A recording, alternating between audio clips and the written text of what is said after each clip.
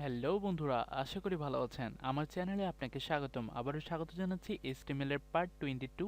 আজকে আমি HTML list সম্পর্কে আলোচনা করব। আজকে আমরা দেখব অর্ডার লিস্ট এবং অর্ডার লিস্টে ব্যবহৃত ট্যাগ সমূহ এবং অর্ডার লিস্টে কিভাবে টাইপ অ্যাট্রিবিউট ব্যবহার করতে হয় এবং কেন ব্যবহার করব আমরা, এবং ভ্যালু হিসেবে টাইপ অ্যাট্রিবিউটের কি কি ভ্যালু দিতে পারি সেই সম্পর্কে আমরা আলোচনা করব। তো বন্ধুরা, ভিডিওটি শুরু করার পূর্বে আপনাকে একটি ছোট্ট অনুরোধ, যদি আপনি আমার চ্যানেলে নতুন হয়ে থাকেন তাহলে প্লিজ আমার চ্যানেলটি সাবস্ক্রাইব করুন আর পাশে থাকে বেল আইকনে ক্লিক করে আমার সাথেই থাকুন। তো বন্ধুরা, চলুন ভিডিওটি শুরু করা যাক। এর জন্য প্রথমে আমি একটি নিউ ফোল্ডার নিয়ে নিচ্ছি, নাম দিচ্ছি পার্ট 22। ওকে, এই ফোল্ডারের ভিতরে আমি একটি টেক্সট ডকুমেন্ট নিয়ে নিচ্ছি, নাম দিচ্ছি ইন্ডেক্স ডট html। এবার এটাকে সিম্পলি আমি গুগল ক্রমে ওপেন করে নিচ্ছি, এরপর এটাকে সাবলাইন টেক্সটে ওপেন করছি। ওপেন থেকে ফাইল থেকে ওপেন ফাইল, এখান থেকে আমি ফাইলের লোকেশনটা দেখিয়ে দিচ্ছি। আমাদের রয়েছে পার্ট 22, তাই না? হ্যাঁ, পার্ট 22, এখান থেকে index.html। এখন আমি HTML এর স্ট্রাকচারটা নিয়ে আসতেছি, টাইটেল হিসেবে দিচ্ছি পার্ট 22। ওকে, তো বন্ধুরা, আজকে আমি আলোচনা করব অর্ডার লিস্ট সম্পর্কে, তাই না? তো অর্ডার লিস্ট হচ্ছে সেই সকল লিস্ট, আচ্ছা আমি একটা এক্সাম্পলের মাধ্যমে বোঝাচ্ছি।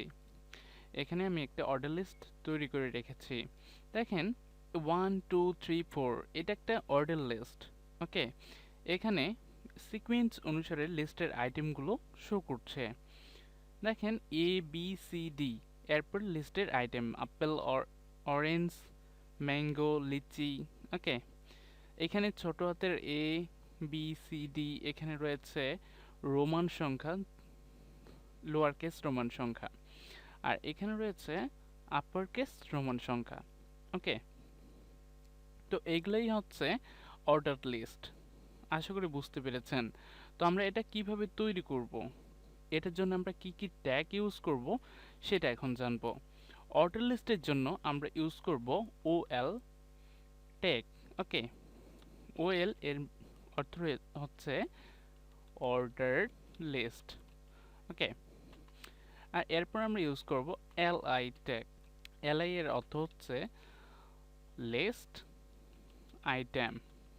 ওকে, তো বন্ধুরা, চলুন আমরা প্র্যাকটিক্যালি দেখি কিভাবে আমরা অর্ডার লিস্ট তৈরি করতে পারি।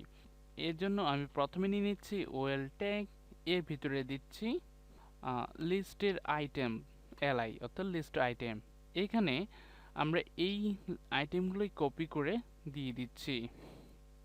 কপি করলাম, কপি করে এখানে পেস্ট করে দিচ্ছি, কপি করছি। আচ্ছা, এটাকেই আমি আগে কপি করে কয়েকটা বানিয়ে নিই। পেস্ট করলাম, পেস্ট করছি। আচ্ছা, এখন এর ভিতরে আমি এগুলা কপি করে পেস্ট করছি। আমার পেস্ট করা হয়ে গেছে। এবার আমি সেভ করছি। সেভ করে এখানে index.html এটাতে এসে রিলোড দিচ্ছি। দেখেন আমার একটা unorder list, sorry order list create হয়ে গেছে। তো এটাকে আমি এটা এটাতে আমি টাইপ অ্যাট্রিবিউট ব্যবহার করব। সেটা আমি কিভাবে ব্যবহার করব সেটা আমি এখন দেখাচ্ছি, আর কেন ব্যবহার করব সেটা দেখলেই আপনারা বুঝে যাবেন। ওকে, এর জন্য আমি এটাকে প্রথমে আরও কয়েকটা বানিয়ে নিচ্ছি, কপি করে নিচে পেস্ট করে দিচ্ছি। ওকে, 3টা বানিয়ে নিলাম। এখানে এখন আমি ব্যবহার করব type attribute, T T Y P, type type attribute.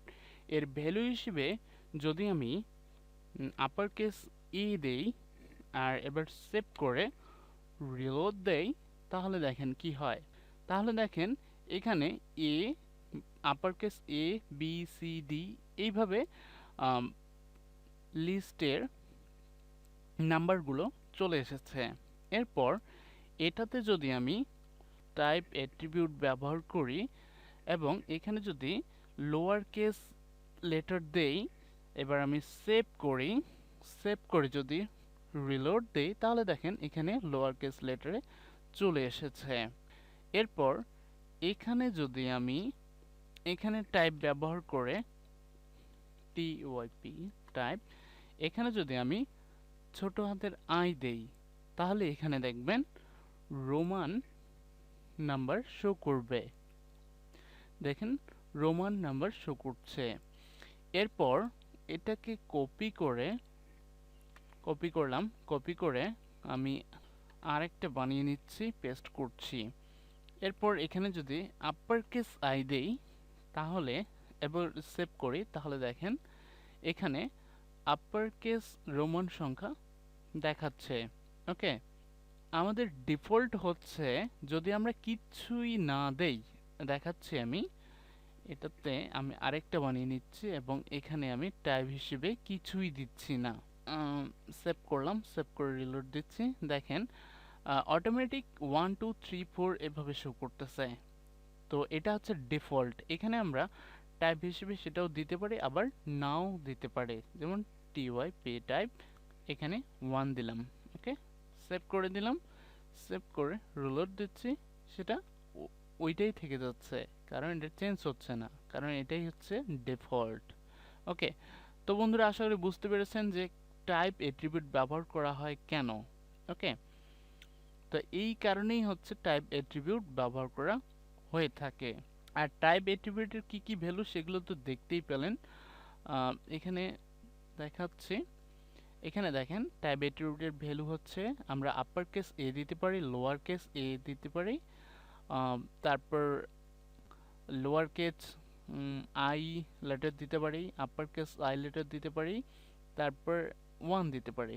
ওকে, 1 দিলে 1 থেকে শুরু করবে, আপার কেস আই দিলে রোমান আই থেকে শুরু করবে, তারপর লোয়ার কেস আই দিলে ছোট ছোট হচ্ছে রোমান সংখ্যা শো করবে, তারপর যদি এ দেই তাহলে মানে লোয়ার কেস এ দেই তাহলে লোয়ার কেস এ থেকে শুরু করবে, তারপর আপার কেস এ দিলে আপার কেস এ লেটার থেকে শুরু করবে।